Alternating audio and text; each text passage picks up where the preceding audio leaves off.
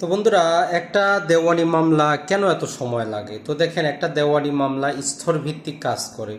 সর্বপ্রথম দেওয়ানি মামলার আর্জি দাখিল করা হয়, অর্থাৎ যাবতীয় কোর্ট ফি সমস্ত কিছু দিয়ে আর্জি দাখিল হয়। এরপরে দ্বিতীয় ধাপ হচ্ছে, আর্জিটা দাখিল হয়ে গেলে সমন জারি করা হয়, মানে বিবাদীকে একটা নোটিশ দেওয়া হয়। এরপরের ধাপ হচ্ছে বিবাদী এসে জবাব দাখিল করেন। এই তিনটা হয়ে যাওয়ার পর এডিআর বলে একটা অপশন আছে, অল্টারনেটিভ ডিসপিউট রেজলিউশন, অর্থাৎ যাতে দুই পক্ষ সমঝোতা করে নেয়। যদি সমঝোতা না হয়, পরের ধাপে চলে যায় যে বিচার্য বিষয় গঠন, যে মূল তাদের মধ্যে সমস্যাটা কী। এরপরে যেটা 30 ধারা তদবির বা ডিসকভারি এবং ইন্সপেকশন বলে একটা অপশন আছে, অর্থাৎ বিভিন্ন দলিলপত্র এই ধারার মাধ্যমে কি করা হয়, খোঁজ করা হয়।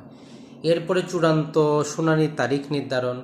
এরপরে চূড়ান্ত শুনানি সাক্ষ্য গ্রহণটা শুরু হয়, উভয় পক্ষের যুক্তিতর্ক চলে। এরপরে জাজমেন্ট বা রায় প্রকাশ করা হয়, রায়ের পরে ডিক্রি প্রদান করা হয়, ডিক্রির পরে ডিক্রি জারির আবেদন করতে হয়।